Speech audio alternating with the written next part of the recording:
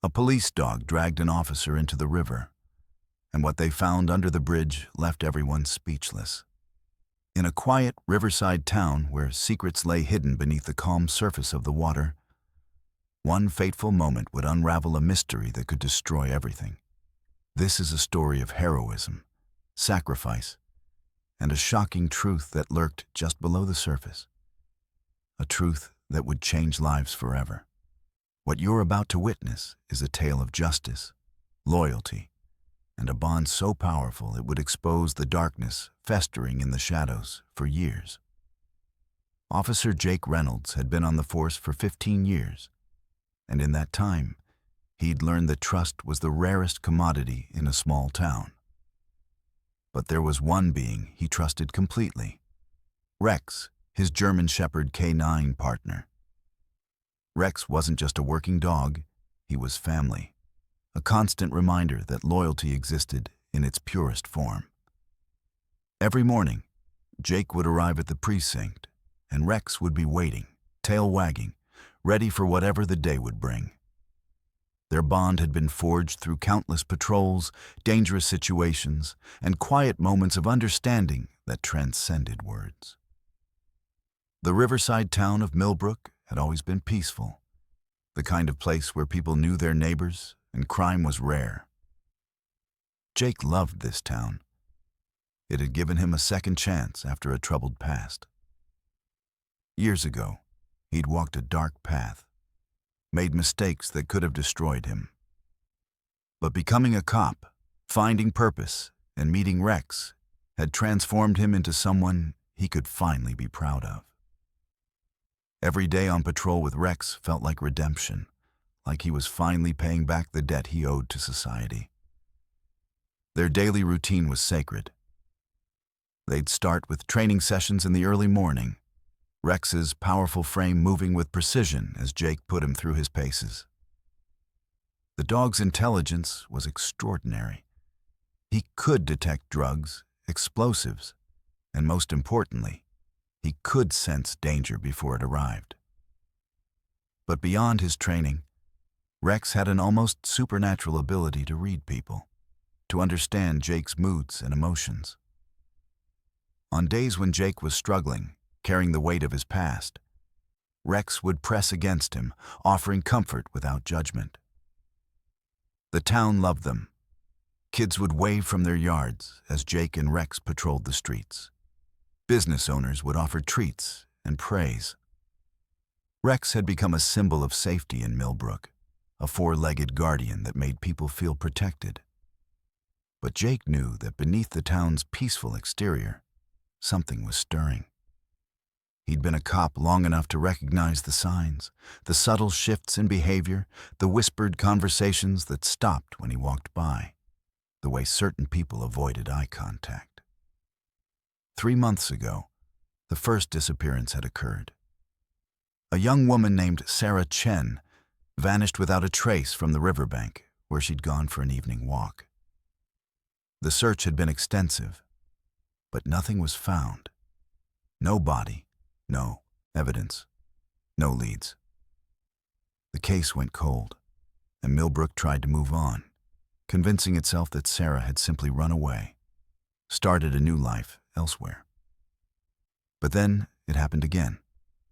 A man named David Torres disappeared near the same location. Then a teenager named Marcus Williams. Each disappearance sent a chill through the community, and each time the investigation led nowhere. Jake found himself obsessing over the cases, studying the files late into the night, feeling a gnawing sense that he was missing something crucial. The pattern was there. All 3 had vanished near the river, all within a 3-mile radius, all under mysterious circumstances. Rex sensed Jake's anxiety. The dog became more alert during their patrols near the riverbank, his ears perked, his nose constantly working the air. On several occasions, Rex had pulled Jake toward the water with unusual intensity, as if trying to tell him something important. Jake would calm the dog down, reassure him, but deep down, he knew Rex was detecting something. A scent, a presence, a warning that Jake's human senses couldn't quite grasp. The pressure was mounting. The police chief had called Jake into his office, expressing concern about the disappearances and the growing panic in the community. Parents were keeping their children indoors. Joggers and walkers avoided the riverside paths. The town's sense of safety was eroding, and Jake felt the weight of responsibility crushing down on him. He was supposed to protect these people, and he was failing. Then came the radio call that would change everything. A report of suspicious activity near the old bridge on the eastern side of the river, the same area where all 3 disappearances had occurred. Jake's heart began to race. This was it. This was the moment he'd been waiting for. The break in the case he desperately needed. Jake and Rex arrived at the scene within minutes, sirens wailing as they raced toward the riverbank. The sun was beginning to set, casting long shadows across the water, and the atmosphere felt different, charged with an energy Jake couldn't quite name. He parked the patrol car and stepped out, Rex immediately alert beside him, his body tense with anticipation. As they approached the river's edge, Jake scanned the area for any sign of suspicious activity. The bridge loomed ahead, its old concrete structure casting dark shadows across the water below. The river flowed steadily, its surface appearing calm and innocent. But Jake knew that appearances could be deceiving. That's when Rex's behavior changed dramatically. The dog's nostrils flared, catching a scent that sent him into a frenzy of alertness. His entire body stiffened, and a low growl rumbled from deep within his chest. Jake had never seen Rex react this intensely before. This wasn't the trained response to drugs or explosives. This was primal, instinctual, as if Rex was responding to something that triggered every protective instinct in his being. Jake tightened his grip on Rex's leash, trying to keep the dog calm, but Rex was pulling with unprecedented force. The dog's eyes were locked on the water, his muscles coiled like springs ready to launch. Jake could feel the urgency radiating from his partner. And in that moment, he made a decision that would set everything in motion. "Okay, boy," Jake whispered, his voice steady despite the adrenaline coursing through his veins. "Show me what you found." But neither Jake nor Rex could have anticipated what was about to happen next. A moment that would drag them into the depths of danger and reveal a secret that had been hidden beneath the river for far too long. Jake released the leash, and Rex bolted toward the water with a force that nearly knocked Jake off balance. The dog's powerful legs carried him down the embankment in a controlled sprint, his instincts guiding him with absolute certainty. Jake followed close behind, his hand instinctively moving to his service weapon as adrenaline flooded his system. The world seemed to slow down around him, each moment stretching into an eternity of heightened awareness. "Rex, easy boy," Jake called out, though his voice held little conviction. He knew better than to doubt his partner now. Whatever Rex had detected, it was real, and it was urgent. In all their years together, Jake had learned to trust the dog's senses implicitly. Rex had never steered him wrong, not once in 15 years of partnership and countless dangerous situations. The riverbank was slick with mud and loose gravel, treacherous terrain that tested Jake's balance with every step. Rex's paws found purchase with ease, his athletic frame adapted perfectly for this kind of terrain. But Jake struggled to maintain his footing as he descended toward the water's edge. His boots slipped on the wet ground, and he caught himself against a nearby tree, using it to steady his descent. The old bridge loomed above them, its weathered concrete pillars rising from the riverbed like sentinels guarding ancient secrets. The structure had been there for over 50 years, a relic of a time when the town was smaller, simpler, less burdened by the darkness that now seemed to lurk in every shadow. The water churned beneath the bridge, darker and more turbulent than it appeared from above. The current was stronger here, channeled by the narrow passage beneath the arch, creating whirlpools and eddies that swirled with hypnotic intensity. The sound of rushing water filled Jake's ears, a constant roar that seemed to echo the pounding of his own heart. Rex reached the water's edge and stopped abruptly, his body rigid with tension. His nose worked frantically at the air, inhaling deeply, processing scents that existed far beyond Jake's human perception. His eyes fixed on a point beneath the bridge, locked onto something with laser-like focus. Jake crouched beside his partner, following the dog's gaze into the shadows beneath the arch. At first, he saw nothing but darkness and the reflection of fading sunlight on the water's surface, ripples creating patterns that seemed almost hypnotic in their complexity. Then he saw it. A hand, pale and motionless, protruding from beneath a tangle of debris lodged against one of the bridge's support pillars. The skin had taken on a waxy, waterlogged appearance, and the fingers were slightly curled, frozen in a position that suggested a final moment of desperate struggle. Jake's breath caught in his throat, and for a moment he couldn't move. His mind raced through the possibilities, each one darker than the last. Sarah Chen, David Torres, Marcus Williams. Was this one of them? Had they finally found what they'd been searching for? Without hesitation, Jake reached for his radio, his movements automatic despite the shock coursing through his body. His years of training kicked in, overriding the emotional turmoil that threatened to overwhelm him. Dispatch, this is Unit 7. I have a possible 10-54 beneath the eastern bridge. Jake's voice was steady, professional, but his hands were trembling as he spoke into the radio. Send backup and get the medical examiner to the scene immediately. And notify Detective Martinez. Tell her we found something.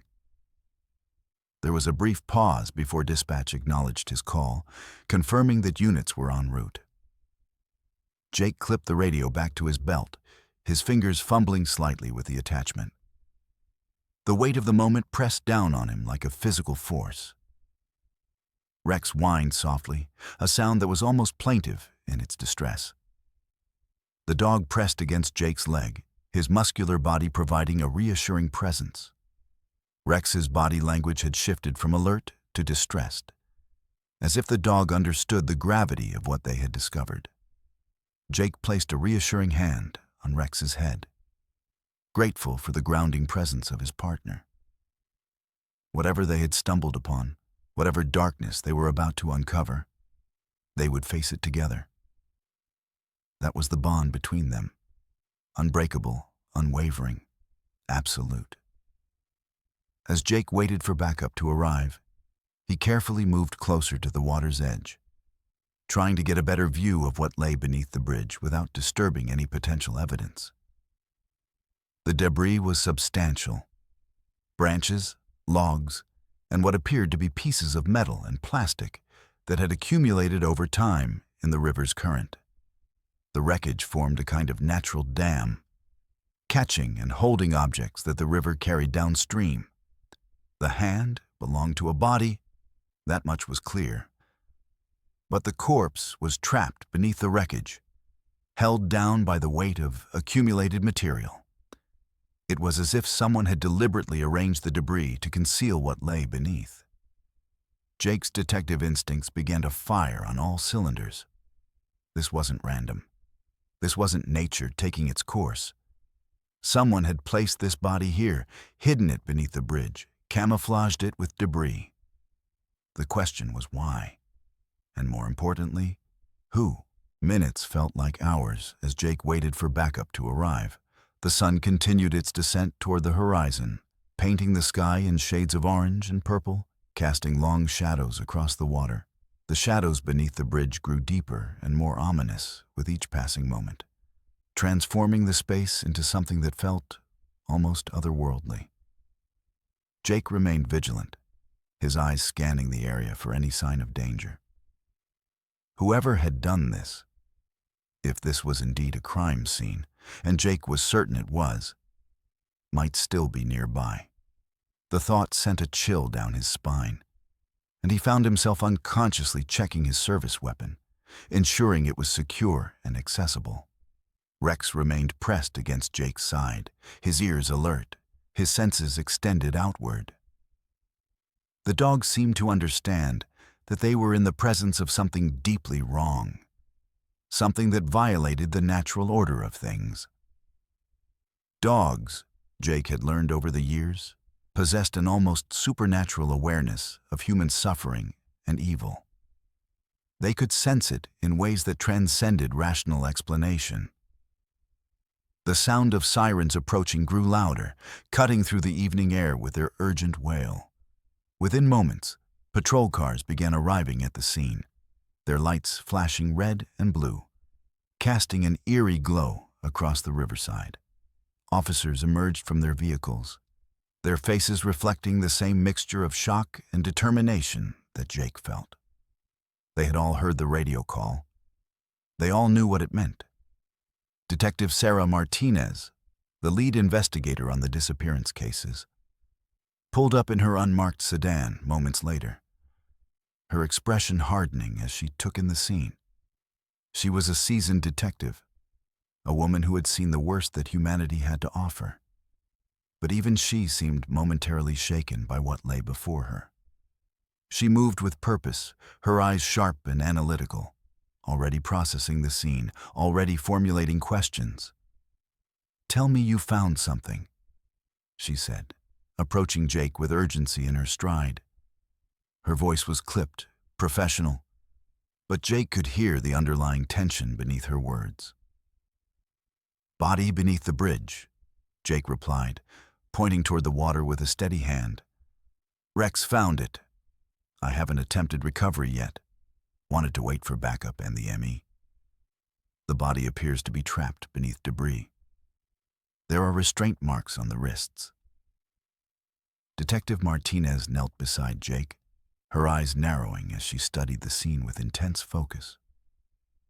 She was silent for a long moment, her mind clearly working through the implications of what she was seeing. "This is it," she whispered finally, her voice barely audible above the sound of rushing water. "This is what we've been looking for. This is the connection we needed." Within the next hour, the riverside transformed into a controlled chaos of activity. The medical examiner arrived in his official vehicle, along with forensic teams and additional personnel.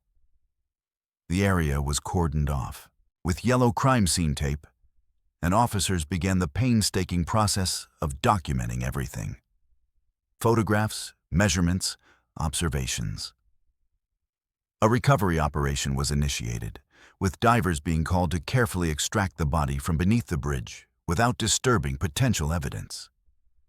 Jake watched as the divers prepared their equipment, checking their tanks and adjusting their masks.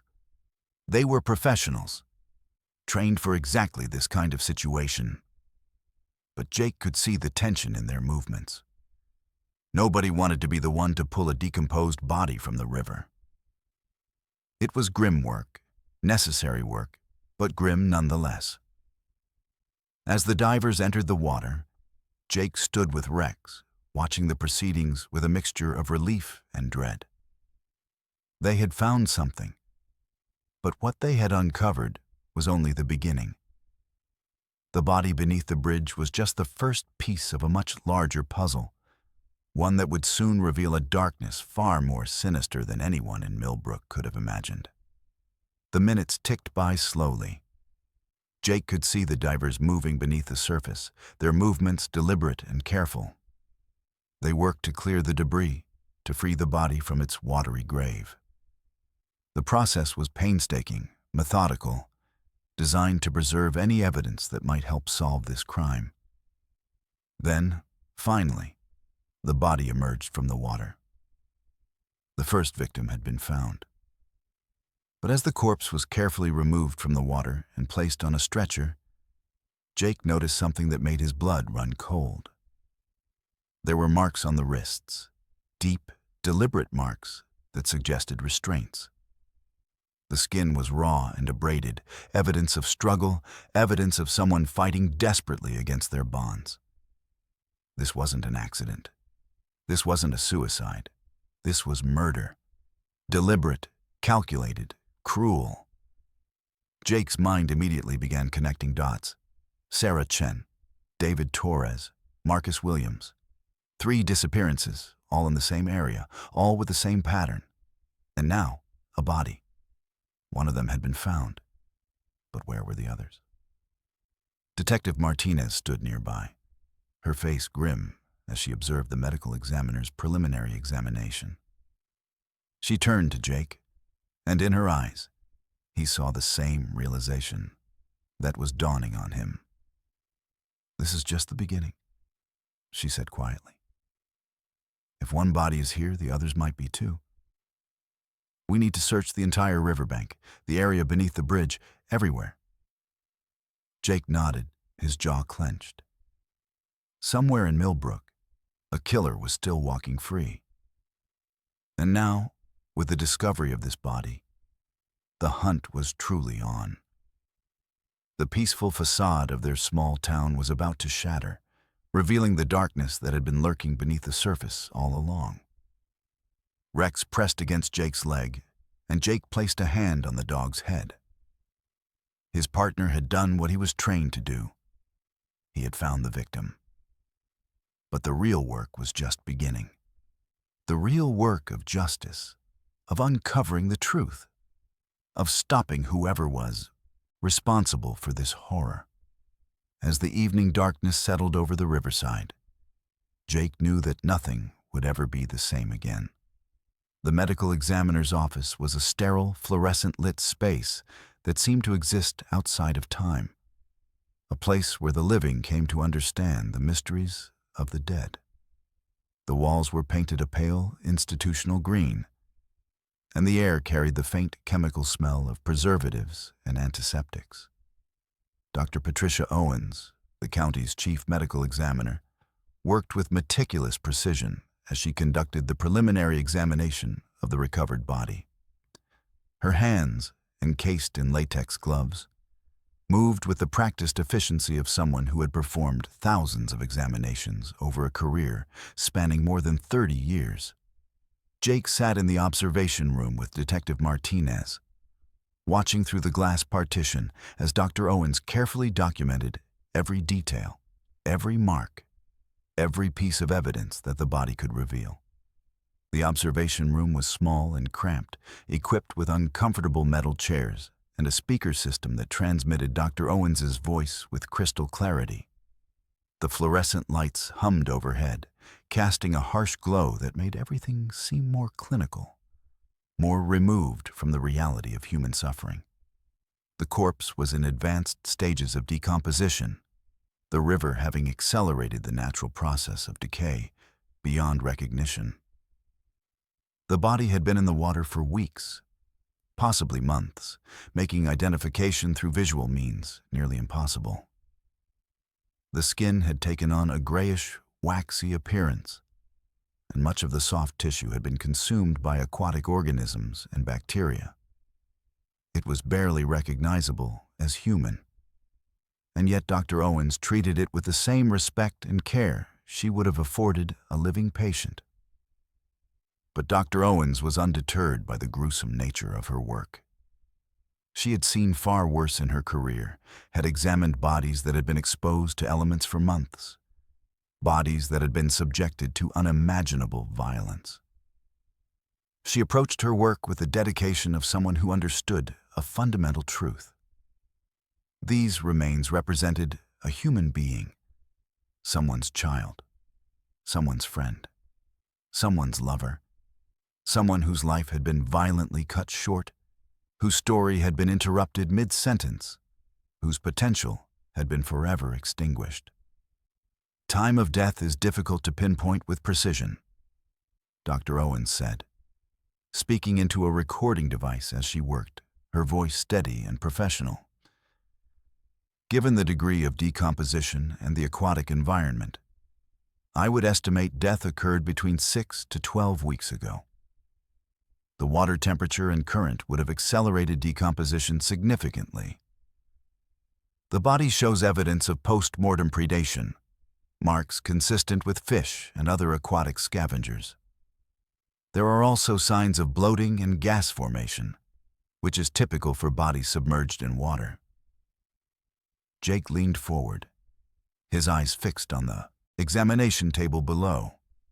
6 to 12 weeks. That timeline aligned perfectly with the disappearances. Sarah Chen had vanished 8 weeks ago on a Tuesday evening. David Torres 9 weeks ago on a Saturday morning. Marcus Williams 7 weeks ago on a Friday night. The math didn't add up perfectly for all three, but it was close enough to suggest that this body could belong to one of them. The question was, which one? And more importantly, where were the other two? The restraint marks are consistent with rope or cord. Dr. Owens continued, her voice clinical and detached as she examined the wrists and ankles of the deceased. There is evidence of struggle. Abrasions on the wrists and ankles suggest the victim fought against the restraints with considerable force. The marks are deep and severe, indicating the victim was bound tightly and for an extended period before death. There are also signs of rope burn, suggesting the victim may have been suspended or hung at some point during their captivity. Detective Martinez's jaw clenched visibly. Her hands, which had been resting on the armrest of her chair, balled into fists. She had worked the disappearance cases for months, had interviewed families, had followed leads that went nowhere. The confirmation that at least one of the missing persons had been tortured before being killed was a weight that settled heavily on her shoulders. Cause of death? She asked, her voice tight with controlled emotion, barely containing the anger and frustration that bubbled beneath the surface. Dr. Owens paused in her examination, looking up at the observation window as if she could see them through the glass, even though the glass was one way and opaque from her side. That's where it gets interesting, she said, her tone shifting slightly to indicate that she was about to reveal something significant. There are fractures to the hyoid bone, which typically indicates strangulation. However, there's also significant trauma to the back of the skull, blunt force trauma that could have been delivered before or after death. The fracture pattern suggests multiple blows, indicating the victim was struck repeatedly with considerable force. I'll need to conduct a full autopsy to determine which injury was the primary cause of death. But I can tell you with certainty that this death was violent and intentional. This was not an accident, and this was not a suicide. This was murder, premeditated and deliberate. Jake felt his stomach tighten, twisting into a knot of tension and dread. The image of someone being beaten and strangled, bound and helpless, subjected to repeated violence and degradation, was almost too much to bear. He thought of the families of the missing, the anguish they must be feeling, the desperate hope they clung to that their loved ones might still be alive somewhere, might have run away to start new lives, might have been kidnapped but were still breathing, still fighting, still hoping for rescue. That hope was about to be shattered like glass, leaving only sharp fragments of grief and despair in its wake. Dental records, Detective Martinez said, her mind already moving forward with the investigation, already compartmentalizing her emotions and focusing on the practical aspects of the case. We need to cross-reference with the missing persons. Sarah Chen, David Torres, Marcus Williams. Let's get their dental records and see if we can get a positive ID. And I want to know everything about the rope, the restraints, the method of restraint. Is there anything distinctive about it? Anything that might help us identify where it came from? Dr. Owens nodded, making notes on her clipboard. I'll have my team pull together everything we need. Dental records are the most reliable method given the state of decomposition. We should have a positive identification within 24 hours, possibly sooner. As for the rope, I'm having samples sent to the lab for analysis. They'll be able to determine the type, the manufacturer, possibly even the age of the rope. If we can match it to rope found at a suspect's residence or vehicle, that could be valuable evidence. Jake excused himself from the observation room and stepped into the hallway, needing air, needing space to process what he had just witnessed. The clinical nature of the examination was necessary, professional, but it couldn't mask the fundamental horror of what they were dealing with. Someone had taken a human being, bound them, tortured them, and killed them. And then they had dumped the body in the river, hoping it would never be found, hoping the water and time would erase all evidence of their crime. But Rex had found it. Rex had done what he was trained to do, had used senses that transcended human capability, and in doing so, he had opened a door that would lead them deeper into darkness. Jake found himself grateful for his partner's extraordinary abilities, even as he dreaded what those abilities might reveal. The hallway of the medical examiner's office was quiet, almost eerily so. The walls were painted a similar institutional green as the examination room, and the lighting was equally harsh and unforgiving. Jake found a window and looked out at the parking lot below, watching the afternoon sun cast long shadows across the asphalt. The world outside seemed normal, peaceful, indifferent to the horror that had been revealed in the examination room. Jake's phone buzzed in his pocket, pulling him from his thoughts. He pulled it out to find a text message from his ex-wife, Linda. The message was brief but laden with emotion. Saw the news about the body.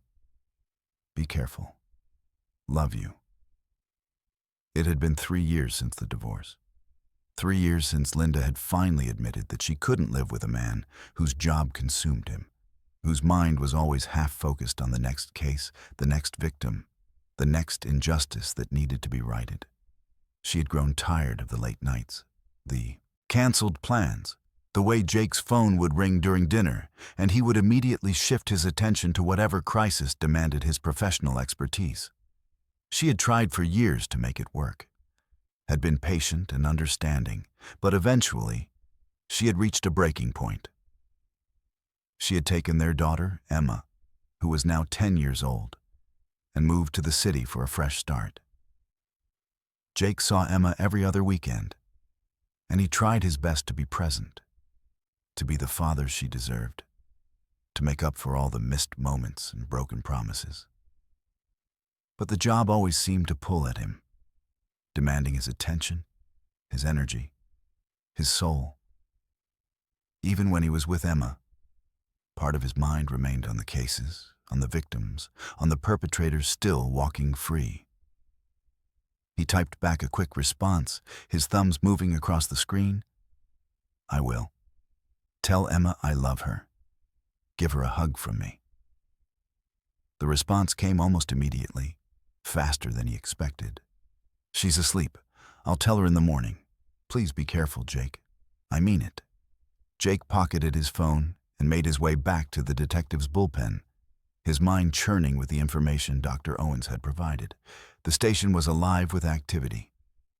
Officers coordinating the expanded search of the riverbank, forensic teams processing evidence, phones ringing constantly as leads came in and were investigated. The discovery of the body had galvanized the department, transforming the investigation from a cold case into an active murder inquiry. The energy in the bullpen was palpable, a mixture of urgency and determination. Detective Martinez was at her desk, surrounded by files and photographs, case notes and witness statements. The desk was organized chaos, papers arranged in a system that only Martinez understood. She looked up as Jake approached, her expression grave and thoughtful. We're getting reports of increased activity along the river. she said without preamble, diving directly into the substance of what she had discovered. Residents are coming forward with information they previously withheld. Suspicious vehicles seen at odd hours, strange noises at night, people acting strangely near the water, unusual activity in the woods adjacent to the river. It's like the discovery of the body has loosened tongues. People are remembering things, noticing patterns they didn't think were important before. Suddenly, everything that seemed innocent or explainable now seems sinister and suspicious. Any credible leads? Jake asked, pulling up a chair and settling into it with a weary sigh. The day had been long, and it was far from over. Several, Martinez replied, shuffling through her notes with practiced efficiency. There's a man named Derek Vance who lives in a house about a quarter-mile from the bridge. Neighbors report seeing him at odd hours, always near the river, sometimes late at night when no reasonable person would be out walking. He's got a record: assault, domestic violence, nothing. Violent enough to put him on our radar before, but enough to make him interesting now. 2 arrests for assault, 1 for domestic violence against a former girlfriend. He served 18 months for the assault conviction, was released 5 years ago. Since then, he's kept a low profile, no arrests, but plenty of complaints from neighbors about his behavior. She pulled out a photograph and slid it across the desk. It showed a man in his early 40s, with dark hair that had begun to gray at the temples and a thin, angular face that suggested a hard life. His eyes were the most striking feature. Cold, empty, devoid of warmth or humanity. They were the eyes of someone who had learned to suppress emotion, to view other people as objects rather than individuals. Derek Vance, Martinez said, her voice taking on a harder edge. He moved to Millbrook about a year ago. Kept to himself, didn't socialize much, avoided the local community events. Neighbors remember seeing him with strange equipment, rope, chains, things like that. He would bring them into his house late at night. Nobody thought much of it at the time, but now, in light of what we've discovered, it all seems very suspicious. And there's something else. He works as a contractor, has access to vehicles and equipment, keeps irregular hours that would allow him to move around town without drawing attention. Jake studied the photograph, trying to read something in the man's features, some hint of the darkness that might lurk within. But the photograph was just a photograph, a frozen moment in time that revealed nothing of the man's true nature. A photograph couldn't tell you whether someone was capable of torture and murder. A photograph couldn't reveal the depths of depravity that might exist in a human heart.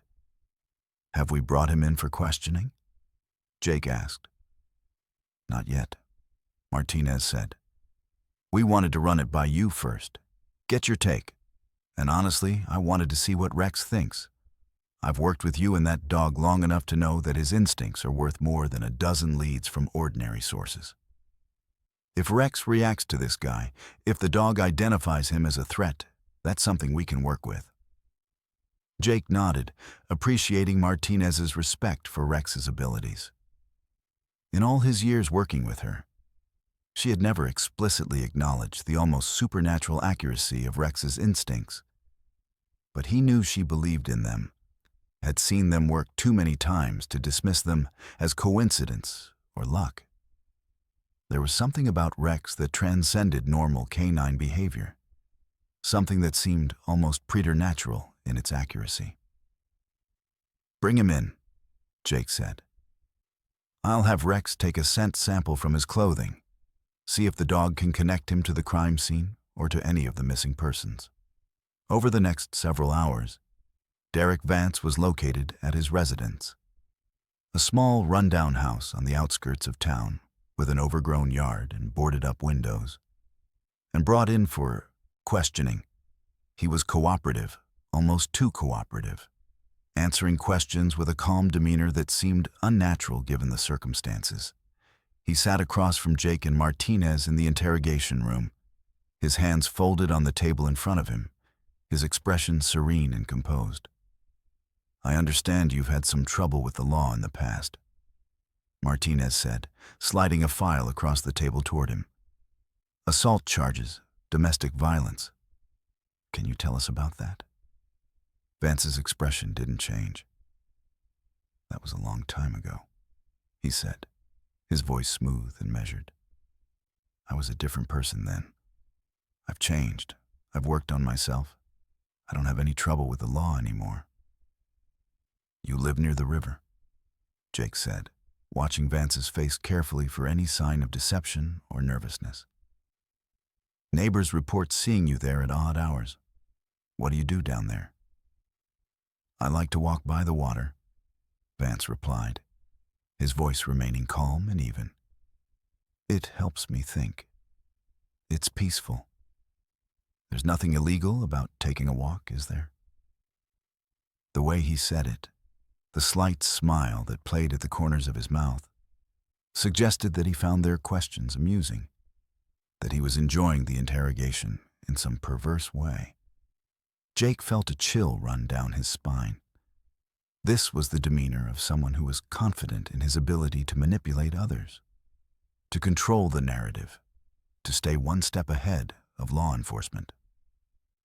But before releasing him, Jake asked if Vance would consent to allowing Rex to take a scent sample.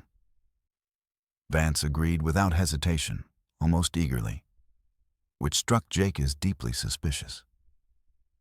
Guilty people usually resisted such requests, demanded lawyers, asserted their rights. But Vance seemed almost amused by the prospect of the dog sniffing his clothing, as if he found the idea entertaining. "Of course," Vance said with a slight smile. "I have nothing to hide. Bring the dog in." Jake brought Rex into the interrogation room, and the dog's behavior was immediate and pronounced. Rex's nostrils flared, his entire body stiffening as he caught the scent emanating from Vance. A low growl rumbled from deep within the dog's chest, a sound that was almost primordial in its intensity. The dog's reaction was unmistakable. He had detected something, some scent that triggered his alert response. Whether it was the scent of the crime scene or simply the scent of danger, the scent of evil, Jake couldn't be certain. But Rex's reaction was clear and unambiguous. Vance's composure cracked for just a moment. A brief flicker of something, fear, anger, surprise, crossing his face before he regained control. His eyes widened slightly, and his hand trembled as he reached down to pet Rex. But the dog pulled away, pressing against Jake's leg, refusing the contact. Rex's teeth were bared slightly, his ears pinned back, his entire demeanor screaming a warning that Jake understood perfectly. "The dog doesn't like me," Vance said, his voice still calm, but with an edge of something darker underneath. Something dangerous lurking just beneath the surface. Dogs can sense evil, can't they? That's what people say. They say dogs have some kind of sixth sense, some ability to perceive things that humans can't. Is that what your dog is sensing, Officer Reynolds? Evil? Jake didn't respond. He simply led Rex from the room, his mind already working through the implications of what the dog had detected. Rex's instincts had never been wrong before. Not in 15 years of partnership. If Rex reacted to someone, that person was dangerous. That person posed a threat. But instinct alone wasn't enough to make an arrest. They needed evidence, physical evidence, forensic evidence, something that would hold up in court and convince a jury beyond a reasonable doubt. As Jake walked Rex back to the patrol car, he couldn't shake the feeling that they were standing at the edge of something much larger than a single murder. The way Vance had spoken, the way he had seemed almost to be toying with them, suggested a level of calculation and control that went beyond a crime of passion.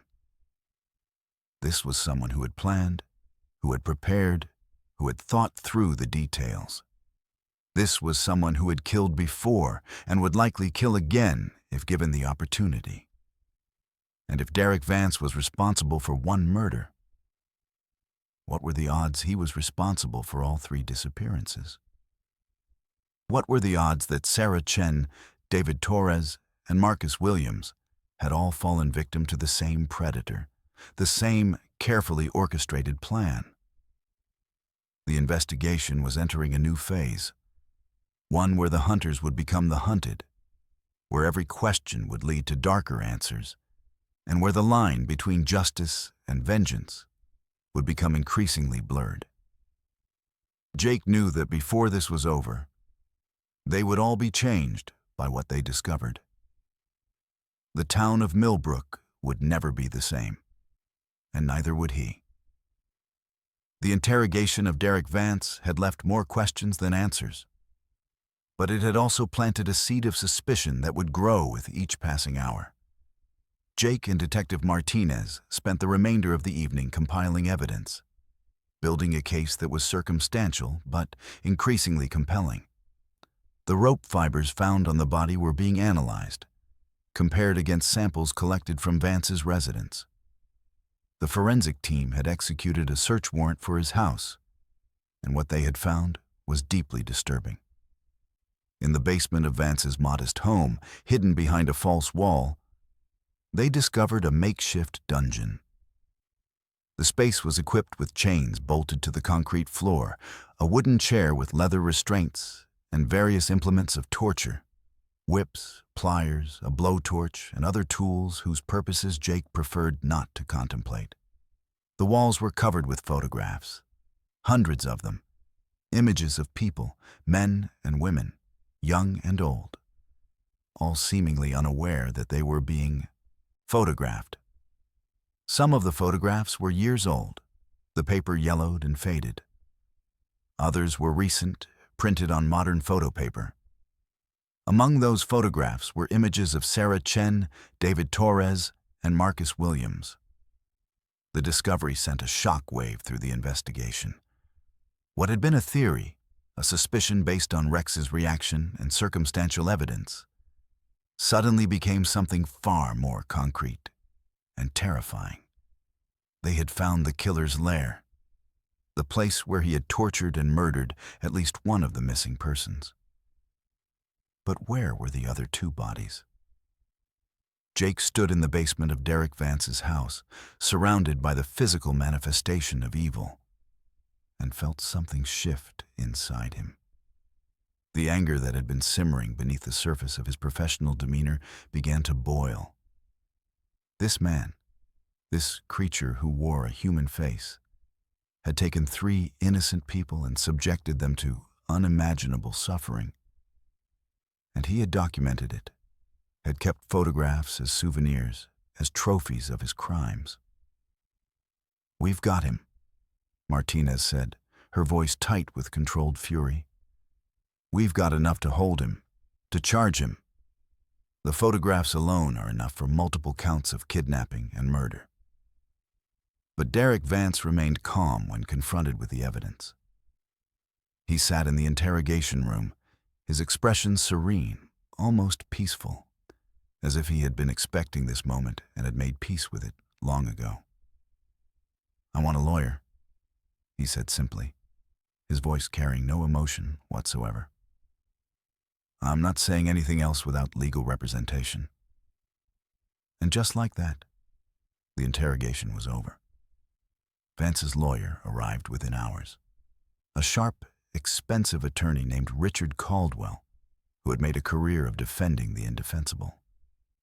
Caldwell immediately moved to suppress the search of the residence, arguing that the warrant had been improperly executed. He filed motions to exclude the photographs as evidence, claiming they had been obtained in violation of his client's constitutional rights.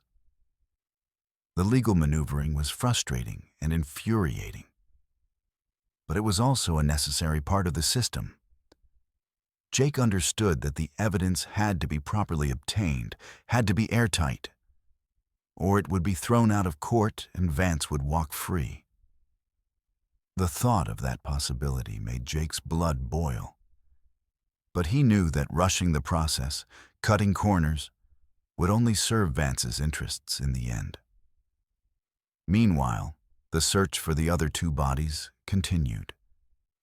Divers were deployed to search the river more thoroughly, expanding the search area upstream and downstream from where the first body had been found. Ground-penetrating radar was used to search the woods surrounding Vance's property. Cadaver dogs were brought in to search for any signs of buried remains. It was during one of these searches, 3 days after Vance's arrest, that they found the second body. It was located approximately 2 miles upstream from the bridge, buried in a shallow grave beneath a dense thicket of brambles and overgrown vegetation. The body had been there longer than the first, was more decomposed, more skeletal. But dental records confirmed what Jake had feared. It was David Torres, missing for 9 weeks, presumed dead for nearly as long. The discovery of the second body energized the search for the third. If 2 bodies had been disposed of in the river and its surrounding areas, the third could not be far behind. The search expanded, becoming more desperate, more intense. Every officer in the department was mobilized. Every available resource was dedicated to finding Marcus Williams and bringing closure to his family. It was Rex who found the third body. The dog led Jake and a team of officers deep into the woods, to a location nearly 3 miles from Vance's residence. There, in a ravine hidden from view by dense forest, they discovered the remains of Marcus Williams. The body had been there the longest of all 3, was the most decomposed, barely recognizable as human. But the dental records confirmed the identification, and the restraint marks on the wrists and ankles matched the pattern found on the other 2 victims. 3 bodies, 3 murders, 3 families shattered by grief and loss. Jake stood in the ravine, looking down at the remains of Marcus Williams, and felt the full weight of what had happened. These 3 people, Sarah Chen, David Torres, and Marcus Williams, had been taken by a predator, tortured, and murdered. Their families would never see them again, would never get the chance to say goodbye, would never know the full extent of what their loved ones had suffered in their final hours. And Derek Vance sat in a jail cell, awaiting trial, his expression serene, his demeanor calm, as if the suffering he had caused was of no consequence to him whatsoever. The investigation had found its focal point, its narrative arc. Derek Vance was the killer. The evidence was overwhelming. The case seemed clear-cut, a straightforward matter of justice being served. But Jake had learned through years of police work that nothing was ever as simple as it appeared on the surface. There were still questions that needed answering. How had Vance selected his victims? Was there a pattern, a methodology to his selection? Had he known them beforehand? Or had they been random targets of opportunity? And most importantly, had there been other victims before Sarah Chen? The photographs found in Vance's basement suggested that there had been. Some of the images dated back years, to a time before Vance had moved to Millbrook. Jake began the process of reaching out to other police departments, other jurisdictions where Vance had lived previously.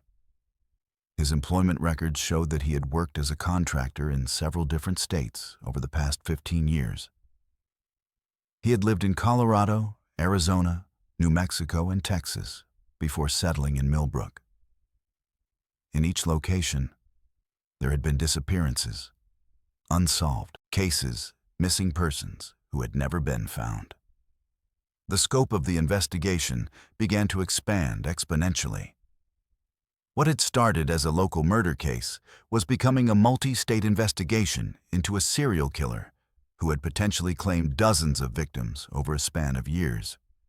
Detective Martinez brought in the FBI, and within days, a task force was assembled to investigate the full extent of Derek Vance's crimes. Profilers and specialists arrived from Quantico, bringing with them expertise and resources that local law enforcement could never hope to match.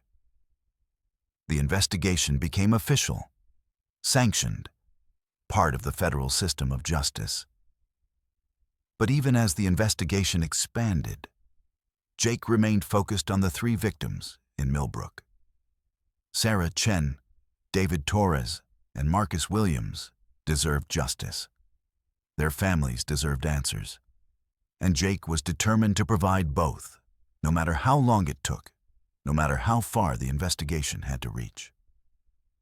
One evening, as Jake was reviewing case files in his apartment, his phone rang. It was Linda, his ex-wife. "Emma wants to talk to you," she said without preamble. "She saw something on the news about the murders. She's scared. She thinks you're in danger."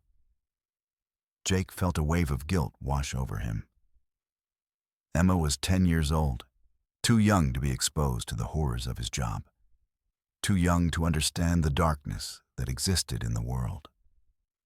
But the news had a way of reaching everyone, of making the private public, of exposing children to realities they should have been protected from.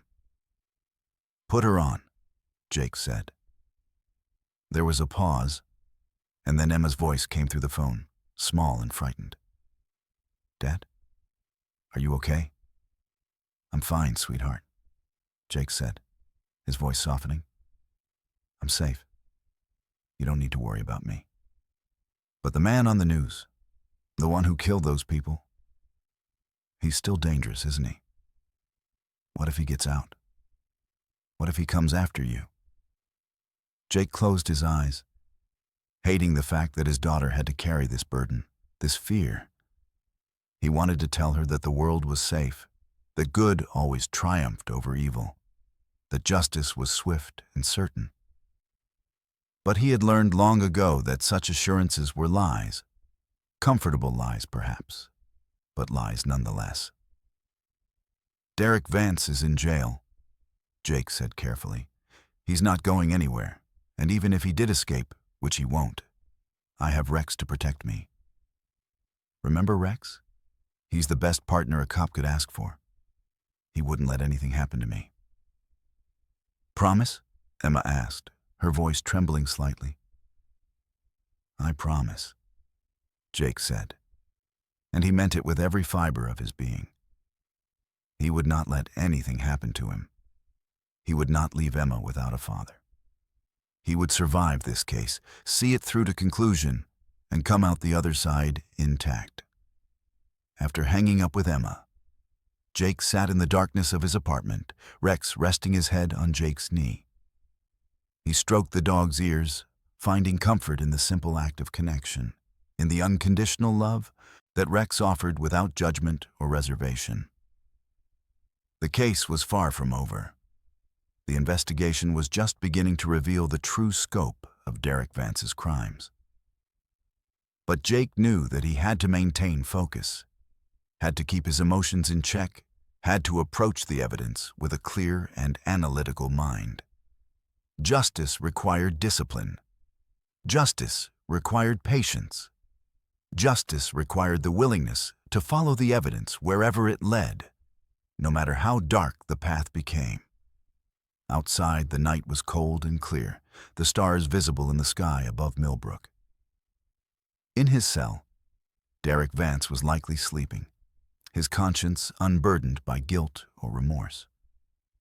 But in the homes of the families of Sarah Chen, David Torres, and Marcus Williams, people were lying awake, haunted by grief, tormented by the knowledge that their loved ones had suffered before dying. Jake would make sure that Derek Vance paid for what he had done. He would make sure that justice was served, that the victims were honored, that their families found some measure of closure and peace. It was a promise he made to himself, to the victims, to the families, and to the badge that he wore with pride and responsibility. The hunt was far from over. In fact, it was only just beginning.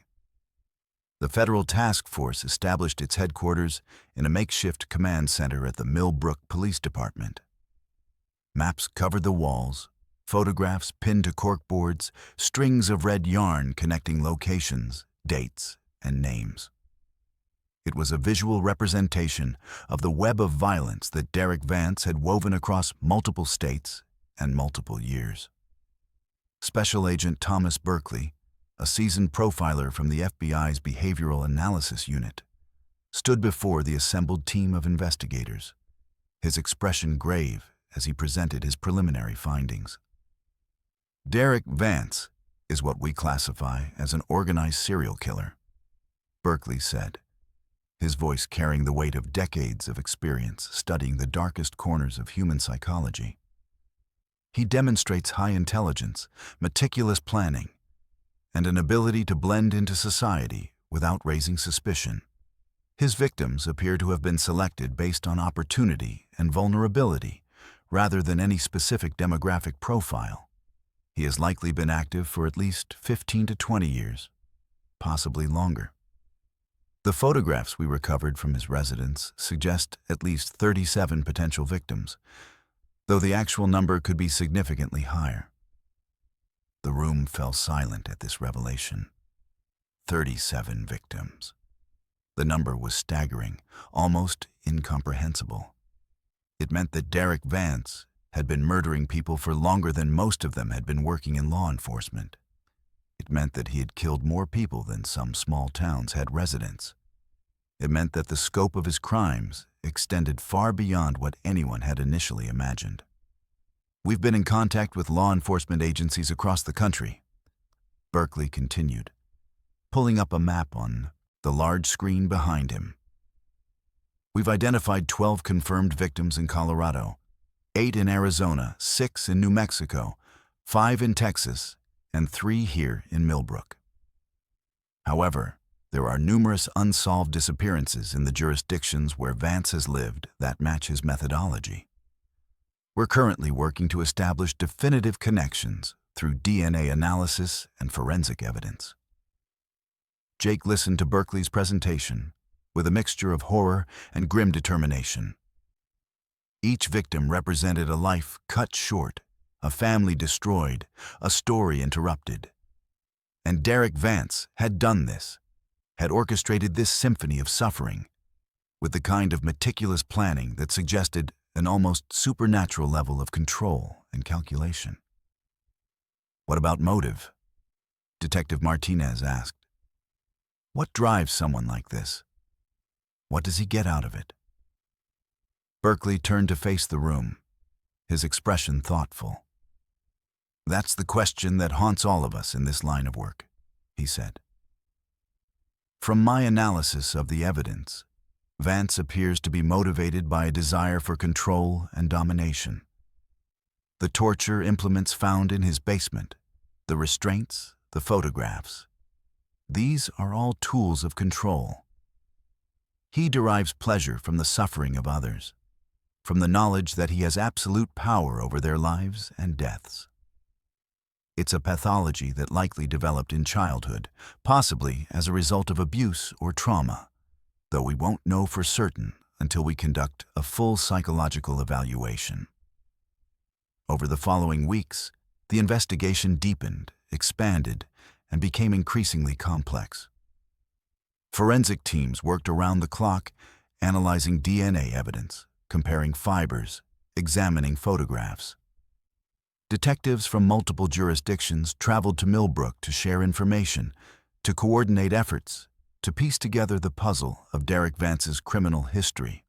And through it all, Jake remained at the center of the investigation, working tirelessly to ensure that every victim received proper attention, that every family received the answers they deserved. He attended briefings, reviewed evidence, conducted interviews with family members of the victims.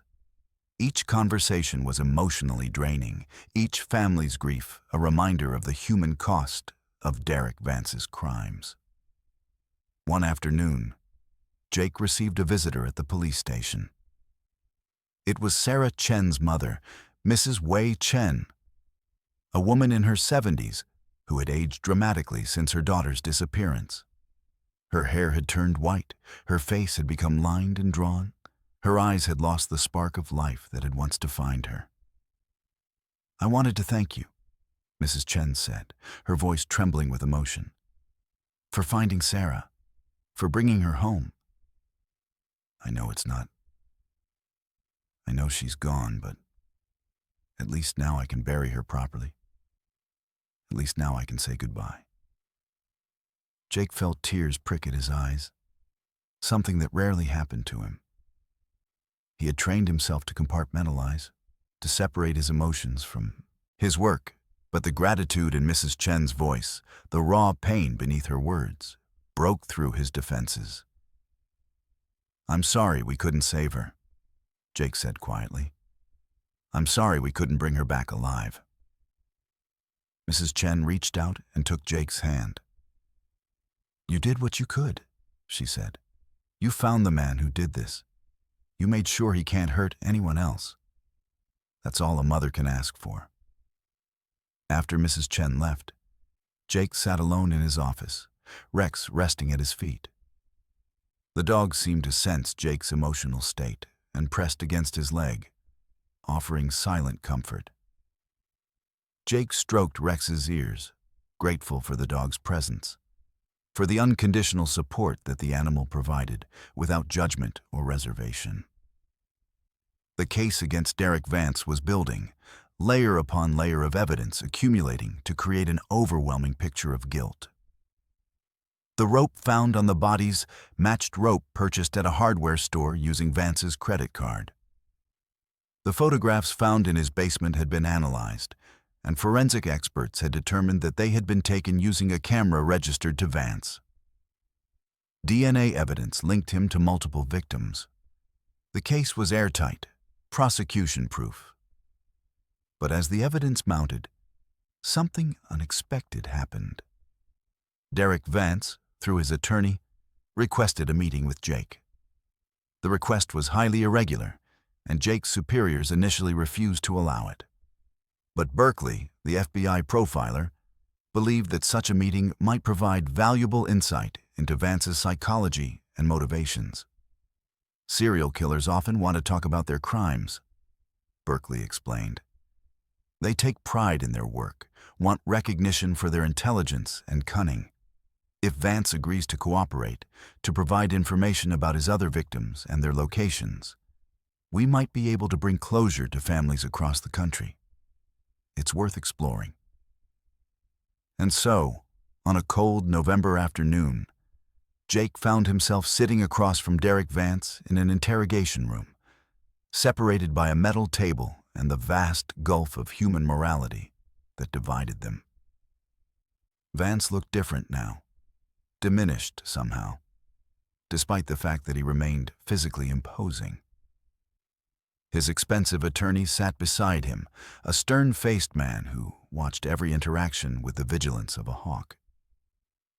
But it was Vance who did the talking, his voice smooth and measured, his demeanor eerily calm.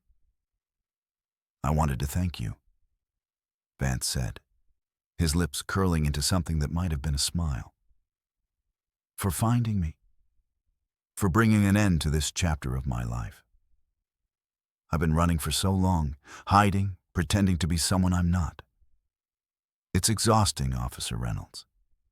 It's exhausting to maintain the facade, to live among normal people and pretend to be normal myself. Your discovery has freed me from that burden." Jake felt his jaw clench, felt anger rising in his chest like bile. He wanted to reach across the table and throttle this man, wanted to make him experience a fraction of the suffering he had inflicted on his victims. But he maintained his composure, kept his voice level and professional. "Why did you do it?" Jake asked. "Why did you kill these people?"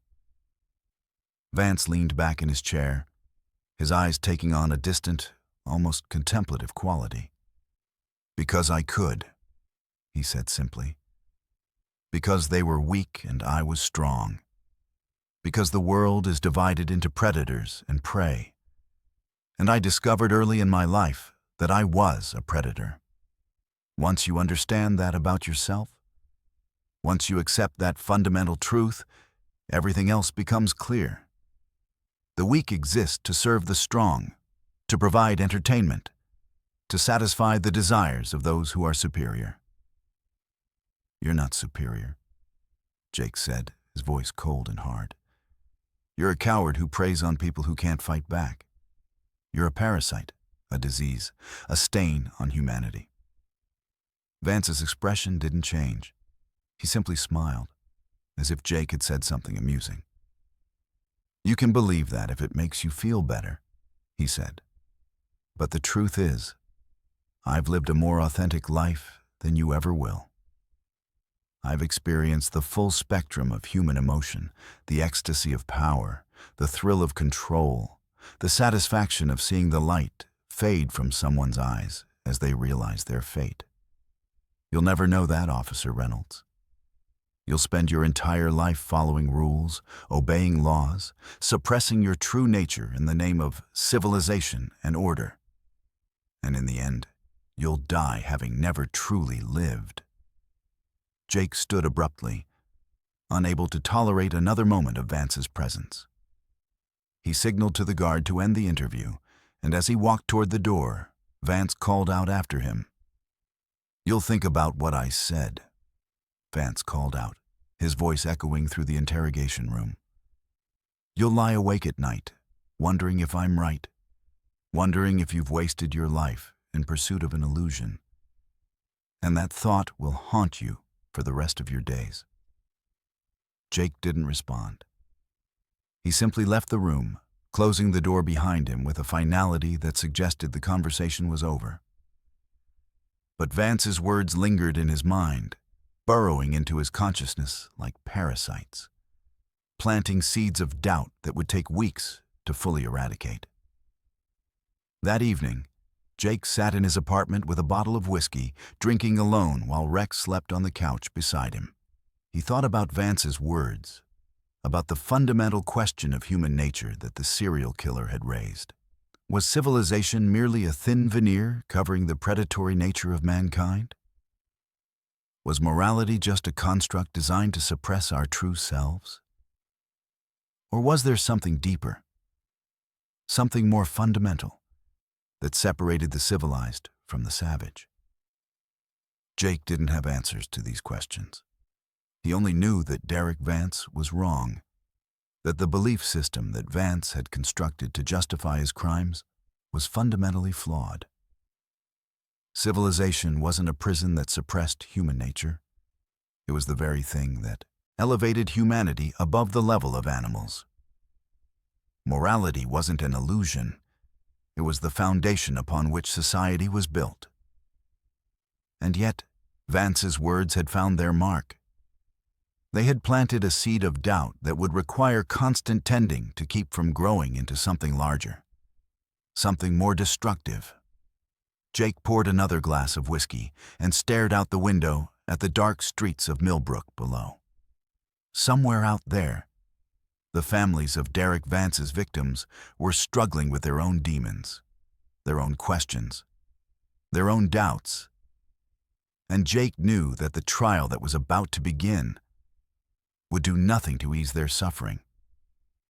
It would only force them to relive the horrors that their loved ones had endured, to sit in a courtroom and listen to detailed descriptions of torture and murder. Justice, Jake had learned, was a cold and imperfect thing. It could punish the guilty, but it could never undo the harm that had been done.